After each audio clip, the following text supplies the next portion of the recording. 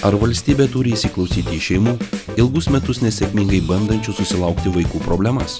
Iš tikrųjų, tai labai didžiulė problema, kas 5. šeima Lietuvoje negali susilaukti kūdikio.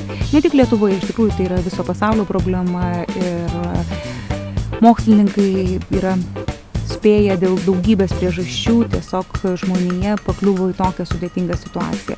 Praktiškai priežastys yra 40% vyrų problemos, 40% yra moterų problemos, 15% atsitinka taip, kad būtent tokie vyrai ir moteris, kurių iš abiejų pusių yra problemos, susiduria į vieną porą, ir 5% yra nepaaiškinamos problemos. Tad iš ties labai sudėtinga būtų sakyti, kad čia yra ar vyrų, ar moterų problemos, tai yra iš tikrųjų porų problemos, tai yra šalies problemos ir tikrai turėtų kiekviena šalis galvoti apie tai, kaip padėti tokioms šeimoms susilaukti vaikų. Lietuvoje jau 15 metų viskas vyksta pagal trumputį, mažiuką, tiesiog sveikatos apsaugos ministro įsakymą. Tai yra nesaugu visiems. Tik pirmiausia patiems pacientams, kadangi tikrai jų teisės nėra apgintos. Pirmiausia dėl to, kad tikrai nepaprastai mažai procedūrų yra apmokama iš valstybės, nors tai yra pripažįstama kaip nevaisingumas, kaip yra liga, bet ir tuo pačiu, sakykime, šeimos pačios moka pinigus privačioms įstaigoms ir, kaip sakau, jų apsauga yra labai nedidelė. Dėl to tikrai Seimas stengiasi ir dėjo labai daug pastangų, kad būtų priimtas pagalbinio apvaisinimo įstatymas. Ir čia susidūrėm su labai didžiulė vertybinė skala ir tokia vertybinė diskusija apie tai, kada prasideda gyvybė.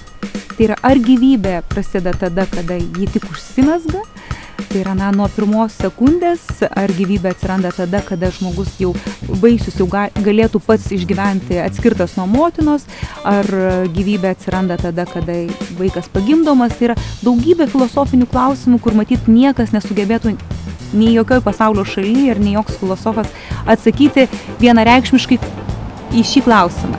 Todėl ir Lietuvoje mes pasisuko tiesiog rimto įstatymo svarstymas į tokias filosofinės diskusijas ir buvo sužlugdytas dėl to, kad tiesiog nesutarėme dėl to, kada prasideda gyvybė.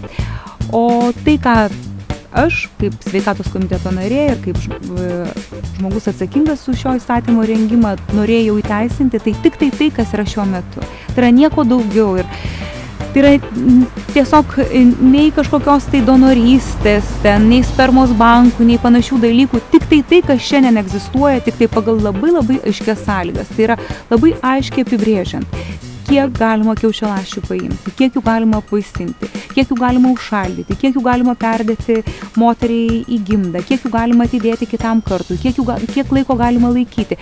Ir nepaisant to, kad viską reglamentuojant, kad viską sprendžia pati šeima kartu su medikais. Tai yra ne politikų reikalas nuspręsti, kaip elgtis šeimai.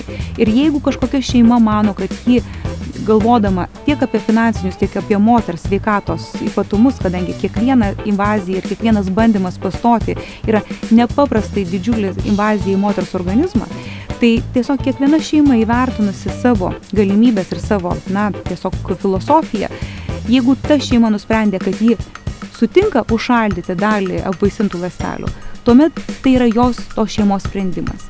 Ir tikrai šitoj vietoj bažnyčia negali teisti tokių šeimų ir tai yra tų šeimų toksai apsisprendimas. Tad tikrai norėjosi viską įteisinti, reglamentuoti, bet nepavyko ir aš labai tikiuosi, kad ateities Seimas sugebės ir ras jėgų kalbėti apie tokius sudėtingus dalykus, apie kuriuos kalbėti labai sudėtinga ir man pačiai labai sudėtinga, bet manau, kad turim rasti racionalų grūdą ir padaryti taip, kad nevaisingos poros būtų apsaugotos pirmoje vietoje.